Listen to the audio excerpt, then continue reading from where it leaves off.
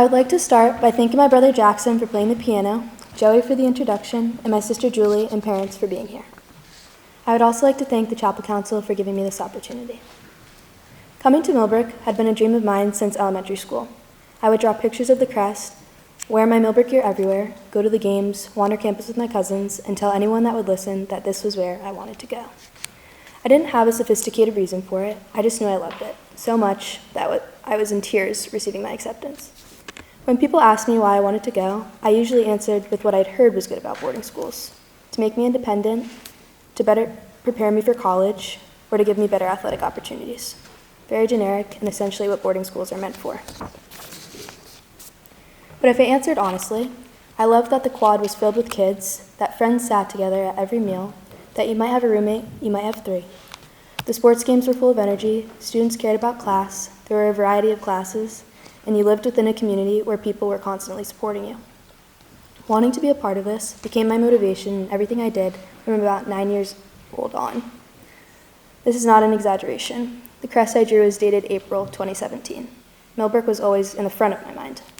Thoughts like I need to get good grades so I can go to Millbrook, or I need to practice more so I can play at Millbrook, would repeat in my head. I was heavily focused on my performance in school and sports. And when it wasn't what I wanted it to be, it would bother me until I could make up for it in the next test or game. Every day was a list of checkpoints that I had to hit in order to set myself up for success. In middle school, there were days that I would go to school, cross country, softball, hockey, then home to do homework and go to bed. Other days were school, basketball, CCD, hockey, then homework. It was a grind, but I always gave my best effort because the thought of regret was something I couldn't afford. In my mind, everything affected the outcome of my future. To share an example, when I was in 8th grade, I received an 84 on a math test, and I was so upset that I cried about it. My mom laughed at me as soon as I told her. I couldn't understand why she was laughing, because to me, the 84 did not fit within my expectations. It crushed me, but looking back upon that moment, I can now say that I'm grateful she laughed about it, because it foreshadowed the fact that the grade would not mean anything. On the days I was busiest, under stress, and when everything got done, I felt satisfied. But when I felt like I could have done more, this need to do more weighed on me. I was so caught up in thoughts of the past or of the future that I couldn't appreciate the present world of moments that were moving right in front of me. This mentality remained with me once I started at Millbrook. I was so happy to be a part of the place, but college now loomed ahead of me. The moment I made it to Millbrook, I immediately looked past it to the next goal. Millbrook was the opportunity for achieving new goals as a way to prepare for a time 4 years ahead. Without really noticing, being here became less about being at Millbrook and more about making it to the next place. I never felt finished. When school started, I did what I needed to, and if I had more time, I would use it. Papers that should have taken an hour took 4. If a math quiz was 30 minutes, I felt like I needed 31. And if I didn't go to office hours, I would convince myself that I should, even when I knew I didn't need it. During cross country, when my times weren't what I thought they should be, I felt embarrassed. When winter tryouts started, I remember panicking that I wasn't at the level of girls 4 years older than me, which I wasn't, and yet I thought that where I was in that moment would somehow determine the outcome of my future years. During softball tryouts, I even remember emailing Miss Peterson to explain that I don't usually move out of the way of a ground ball, because I didn't want to start off on the wrong track. If I couldn't get things right now, how could I make it to the next step?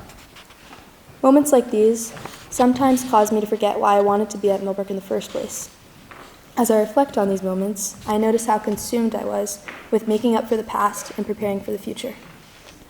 Everything I thought about had to do with an outcome that ultimately wasn't in my control. I lived almost entirely in the idea of preparation. If you live your whole life preparing, are you really living? This fall, I walked into Miss Clark's office, telling her I felt like I wasn't stressed enough, or that I was slacking, which is ironic, because I normally tell her how overwhelmed I am. I was still doing all my work and getting it done to the standard I expected, but I felt like I had too much free time, and that I was a little too comfortable. As things were moving smoothly, I started to think about how I put myself under so much pressure. In the end, I only would have a piece of paper with letters on it, a piece of paper that says, "You're in," and the ability to say that I was committed. It made me question why these things were so important, and I couldn't come up with any good reason other than the fact that it would make me feel more secure for the future. But at what point do we acknowledge and enjoy what is right in front of us? At what point can we simply live in the moment?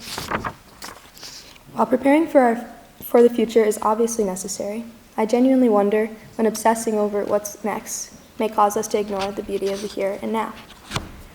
Looking back at the last 3.5 years here, I can say that I had no awareness of the present moment and how quickly it can disappear when my prime focus is the future. I also noticed that all these performance measurements, grades, batting averages, mile times, plus minus, are not the end-all be-all. I think about the moments I've received a good grade, and I can't point to a specific one because it felt like a split second of relief and accomplishment. Then it was over. It was just part of the things I expected to do every day.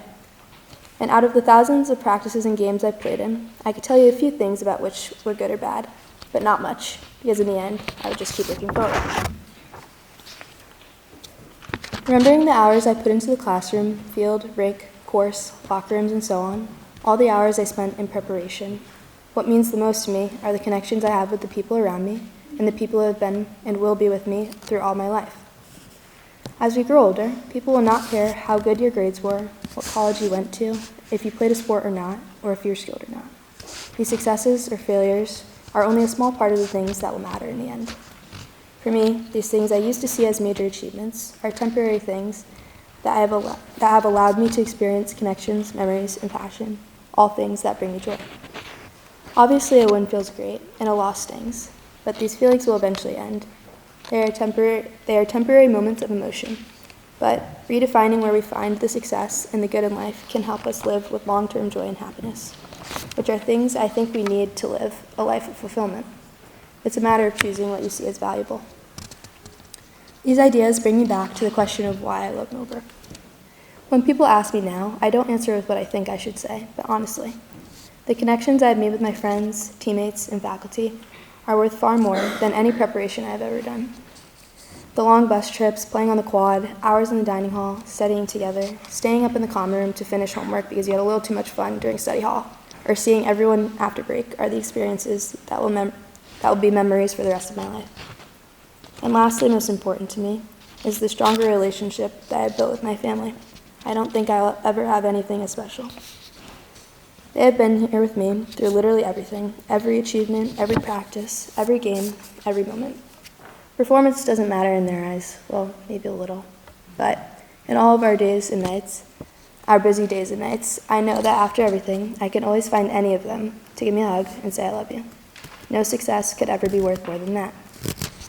An A+, a B-, a good game, or a bad game won't change the things that always matter most. What stays with us are the people, the moments, and the joy we find along the way.